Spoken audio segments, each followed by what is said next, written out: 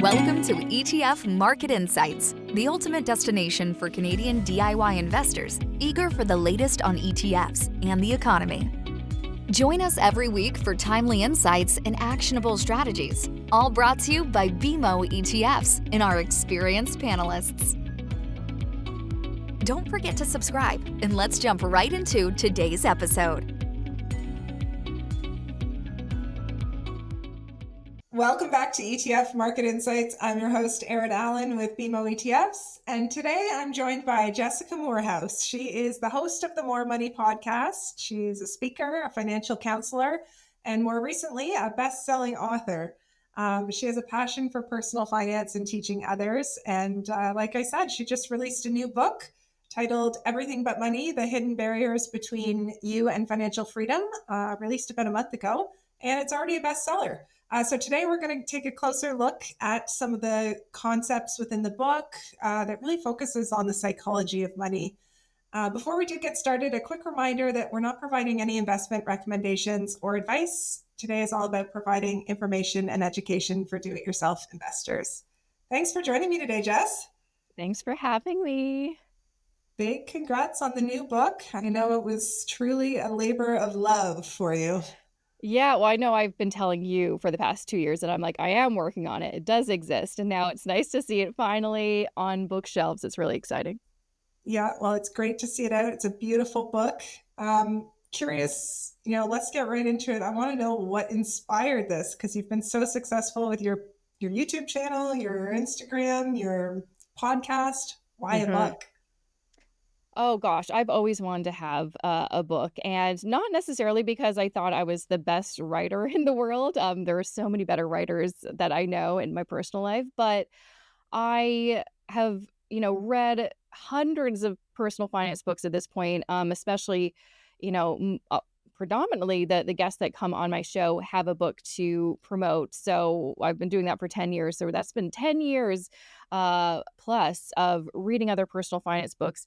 And at a certain point, you're like, I have something to say. And I wanted to say something a little bit different than a lot of the amazing books on shelves today that I think are doing a great job. And it's been amazing to see too, there's so many different voices and perspectives, but I thought, there is kind of a missing piece, and there still aren't too many books, or really any books, that talk about, things like the connection between money and trauma, or money and attachment style, or money and generational trauma.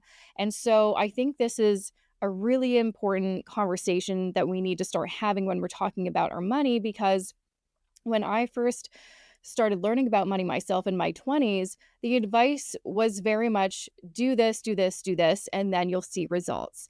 And sometimes I would, and sometimes I found difficulty with things. And then when I became a financial counselor and started working with people one-on-one, I started realizing they also had difficulties implementing some of the advice that I would give them, or here's the plan, you just have to do these steps.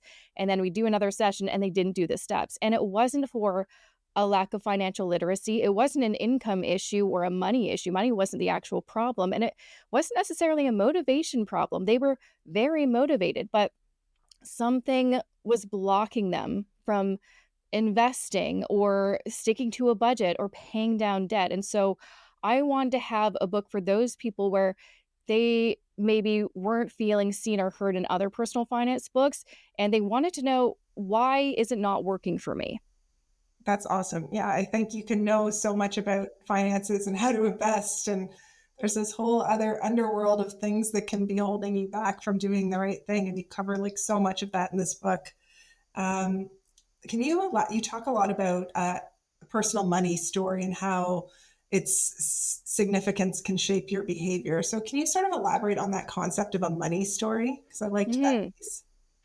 Yeah, so what's kind of cool is we all have a money story, but most of us have no idea what it is, because likely no one in your life has ever asked you, how does money make you feel? Or what was money's role in your family as you grew up? All these kind of important questions that I address in the book. And your money story really is the narrative that you have built since childhood and that you've been telling yourself into adulthood that may or may not be accurate, or may not be the story that you want to continue with. And that's kind of what I discovered, interviewing a bunch of people, but also working with one-on-one clients, they weren't necessarily happy with their money story. They wanted a different story. They wanted to rewrite it completely, or they wanted to keep some things that were working for them and then let go of the things that weren't. And, in the book, I talk a lot about my own journey, and I go along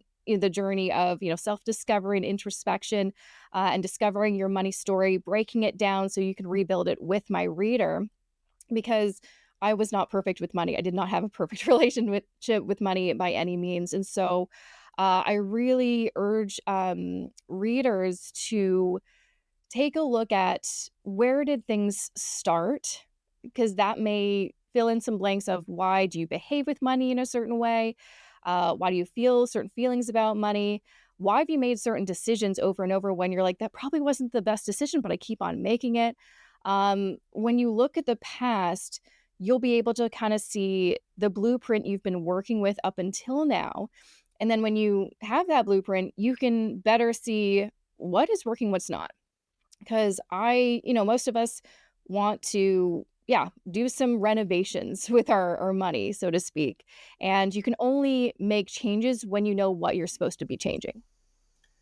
And you talked about an early trauma. I guess there's big T and little t. Maybe this was a little t around money, the grocery store example. Can you touch on this a little bit and share sort of how we can move past these and relearn our relationship with money over time? Yeah, so I guide readers, and there's a bunch of exercises in the book, but the first exercise is really having readers discover what their first money memory is. And this is because this is kind of how you discover your origin story with money. Where did it all start? And likely is that core memory that you formulated around money at usually a very young age. For me, it was 4 years old. I've talked to a lot of other people, and they're saying like 4, 5, 6. Something happened that you had that first connection with money, and it may have kind of set the tone for how you relate to money or connect with money for years and years and years, or even up until this point. And so for me, my story was, I went to the grocery store with my mom, as I always did, and I loved doing it because if I behaved, she would give me a donut.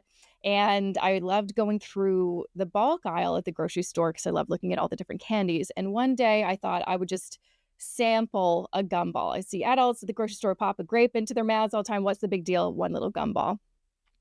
Then my mom discovered what I did and told me to spit it out and said, this is not what you can't steal. Stealing's bad. And so there's the shame component that registered with me that stealing is bad. And, stealing means, you're not paying for something that you need to pay for.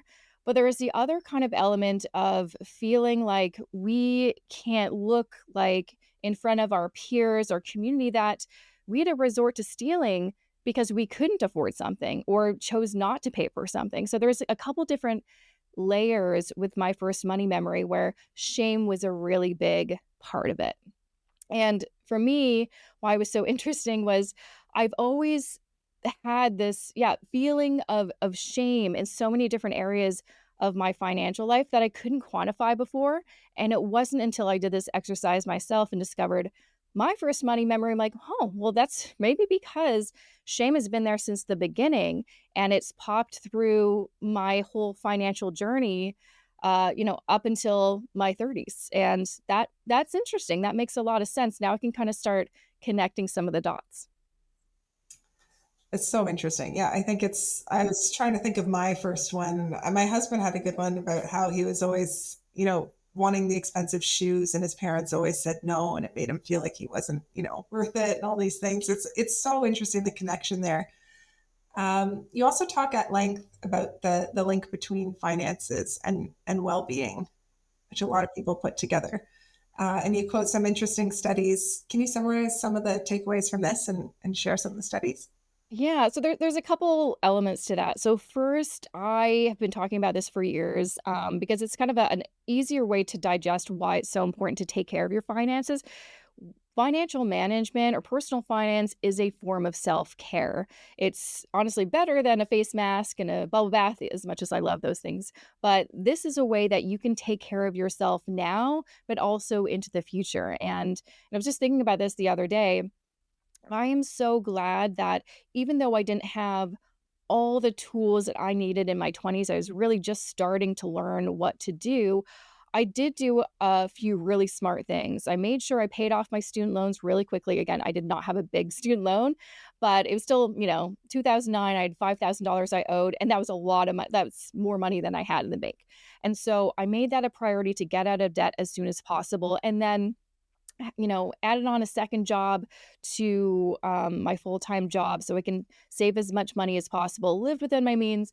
I mean, I don't want to replicate that now in my 30s, but I'm really glad that during that really core time in my 20s, I did some really responsible things with my money that set me up on a path that now, as I approach 40, I'm in a much better position. So I didn't realize that in my 20s, I was taking care of 38-year-old Jessica. And now I think when I'm, planning for retirement and doing all these other really important things for my finances now, I'm taking care of 60-year-old Jessica or 80-year-old Jessica. And so I always like to kind of frame things like you're taking care of your finances isn't just important, it's vital because you're taking care of future you. And then the other element that I talk about at length, kind of in the last chapter, is really the link between money and happiness and how we really need to kind of get back to basics. Because I think with social media and just marketing, everything everywhere is telling us to spend our money with this person or this company or this organization instead of really considering, but what do I actually want? Everyone's telling me what they want. What do I actually want from me? And so I talk about this thing called permaplus, this really great kind of theory about what are the big kind of core building blocks of happiness. And so I'm going to butcher the acronym now, but in general, it's, things that are either very low cost or free. And they're things like being engaged. So like doing a puzzle can bring you so much joy. And what's a puzzle? Like $20 or free. You can get some free ones from like a garage sale or a friend. Your relationships, taking care of your health. There's so many things that you're like, yeah, we all know this. This isn't new information, but I think we need to be reminded of this. And this is something that once I wrote that chapter, which was about this time last year, I was finishing up writing my manuscript right to the deadline. And it's something that I remind myself almost daily to be like, what is actually important in life?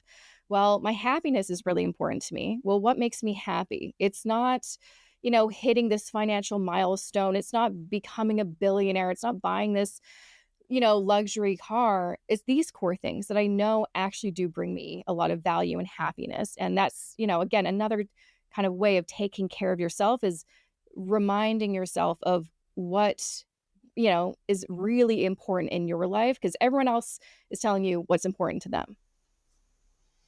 I mean, just looking at asset allocation ETFs and the rise of those as well as I think just tying into that, the well-being and the happiness piece, like you don't have to spend hours and hours on your investments to have a sound investment plan, which I think is interesting as well. A lot of people think you have to spend hours researching stocks and you have to hit that jackpot next, big winner, but really. Oh yeah, that is like all over, I think, social media, especially for young people just learning the basics of investing. If you're going on social media or YouTube or going online for this information, that kind of messaging on how to get rich quick, basically, just a different way of saying it, is what's out there, what you're going to see right away because it gets a lot of engagement because it's who doesn't want to know the secrets to getting rich overnight. This person didn't have any money, then he got really wealthy over crypto. The thing is, there's a handful of people that are successful in that avenue, but the data shows most people, they lose a lot of money and no one's talking about it because no one wants to talk about how much money they lost. And, the one grateful thing that I'm so thankful that I learned early on in my 20s when it came to investing was the get rich slowly kind of mentality of being simple with your investments, not trying to get rich quick, but get rich slowly by, getting that diversified portfolio of low cost investments, ETFs in general. And I love an asset allocation ETF. That's one of my portfolios is an asset allocation ETF because it is so simple. It takes me, I don't know, 10 minutes a month just to check it out, maybe reinvest some dividends, maybe add a new contribution, takes no time at all. And I've been doing that for years and years and years. And it's great to see, wow, it's grown and I really didn't have to do anything. And then I have more time to, again, spend my time on things that make me really happy. For sure. You also talk about how to build trust in yourself regarding money management, which I really connected with. What are some takeaways there for someone who's, just getting started in their investment journey to remember? Yeah, no, I brought this up because a lot of the people that I encounter don't believe in themselves or don't trust their ability or their knowledge. And most of the time I tell them, I find out, you know more than you think you do. You're actually more skilled than you give yourself credit for. And I'd say largely because a big portion, like 80% of my audience is women. It is women who sometimes have this mindset. And there's a number of reasons because of this. We were never invited to the table to have these discussions about money growing up where I think other people, men especially, maybe have been kind of had those opportunities. But also, there's still a lot of misogyny and sexism out there that makes women feel or is telling people, women specifically, that they aren't good with money and you have your place. And that's not true. The data actually shows women are the best investors, or great investors, but we just kind of lack that confidence and that trust in ourselves. And I used to feel exactly that way throughout my whole 20s until I made the decision that, I wanted to continue being in this personal finance space and educate people. I couldn't ignore this really important, category of personal finance, which was investing. I was always, so I never talked about it, honestly, up until maybe a year into my podcast because I was afraid of saying something wrong. And I'm like, well, what do we do if we don't know something? We learn it. And that's what, really inspired me to start getting some kind of traditional training in finance so I could find those answers and be more confident. And education really has built my confidence, and it can build anyone's confidence. If you don't feel like you have the answers are out there and you are capable of getting them. And that just empowers you and builds your confidence. And then you'll become a better investor. And then you can start teaching your friends and family, hey, did you know about this? And it's just kind of, the momentum kind of takes place. And then you realize, oh, this actually isn't so hard. And that was the big realization I had, is investing is actually very simple. There is definitely some avenues you can take that are more complex, but they're probably not necessary, quite honestly. Yes, it definitely can be simple. How has going through this 2 years of writing a book and all the research and all the meeting with people, how has it changed your beliefs, if at all, around money? It's definitely been a journey. It's been a really interesting 2 years, absolutely. The first year, like the core year of me writing that book in 2023, I did a lot of introspection, a lot of therapy, a lot of research. I mean, honestly, I feel like I could write a dissertation at this point with the amount of research I did. A lot of it confirmed things I already knew, which was comforting. And then there was a lot of things that I didn't really know, specifically with the connection of money and psychology and behavior, what I thought was really fascinating. But where I kind of landed after it, and now that I've had some time to kind of digest everything that I've gone through and learned, was that money isn't everything, which I know is a very privileged thing to say. Because again, when you're in a space where money is the issue, we need to get more money. That's where I tell people there's a number of great books I can recommend that will tell you ABC what to do. But when money itself isn't the issue, and for me, it wasn't. I had a pretty good job. I've got, my finances in order, but I was never satisfied with my finances. No matter what I achieved, I always wanted more, or I always felt like I'm still not good enough, or so and so is doing better and I need to up the ante. And so what I discovered about myself after the book was that, oh, those feelings, or that inner critic that's always saying these things, that is something that you have to deal with, and it's kind of messing up your financial journey. And so for me, the answer was, being kinder to myself, adding some more tools to my toolbox, going to therapy, and really discovering more about myself to see where does all that come from. And so now in 2025, so it's been like 2 years since I started the book, which is wild. I am in a much better place with my relationship with money. I'd say it's the healthiest it's ever been. It's still not perfect. I always tell people all the exercises and tools I provide in the book, they're great, but it's always it's a practice. There's no cure for this. There's no, one-time solution, now you're good. I still have that inner critic that pops in. So you still need to be mindful of that and just, keep on working on that. But money is no longer the goal for me. It's because I did kind of fall into the trap of thinking that if I just had this amount of money or this kind of income, everything would be great.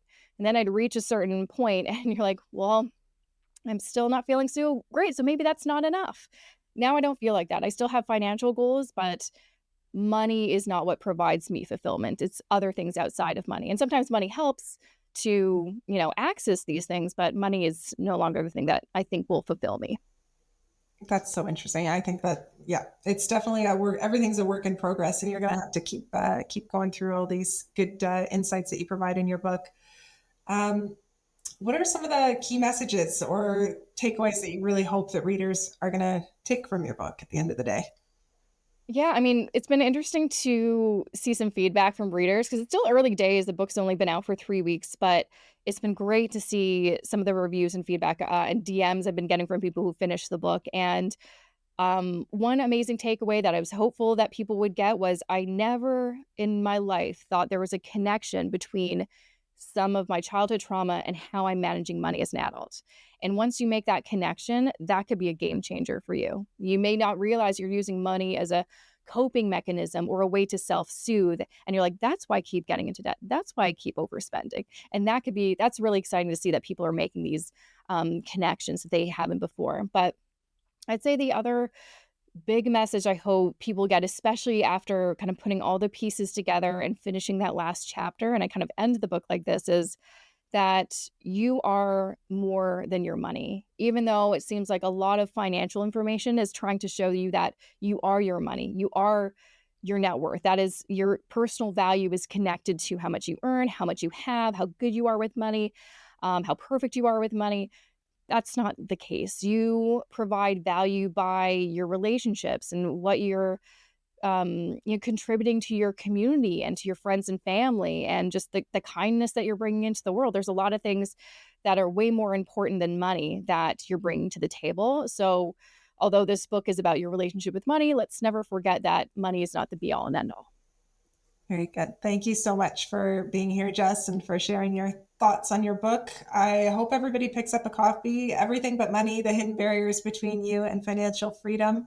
As I said, it hit the stands, less than a month ago. So pick up a copy. I promise you won't regret it. Also check out Jessica's podcast, the More Money Podcast, to get more of her great insights. Thanks a lot, Jess. Thanks. I also want to say that thank you to BMO ETFs for sponsoring my book tour. So you can find more information about that on my website or my Instagram. So yes, if you want to meet me. I think when this episode goes live, you're having your Toronto event. So good luck with that this week. Yeah. All right. Thanks for that. Thanks for joining us today. That's all for today. We'll see you next week. Bye for now. Thank you for tuning in to this week's episode of ETF Market Insights. Don't forget to hit that subscribe button and sign up for alerts so you never miss our latest content. For more insights and to keep the conversation going, visit us at etfmarketinsights.com. Join our mailing list and explore a wealth of resources and tools designed just for ETF investors. Until next time, stay informed and empowered in your investing journey. This session is for informational purposes only. Any reference to a particular company or product is for illustrative purposes only and should not be considered as investment advice or a recommendation to buy or sell. Particular investment and/or trading strategies should be evaluated relative to the individual's investment objectives, and professional advice should be obtained with respect to your unique circumstances.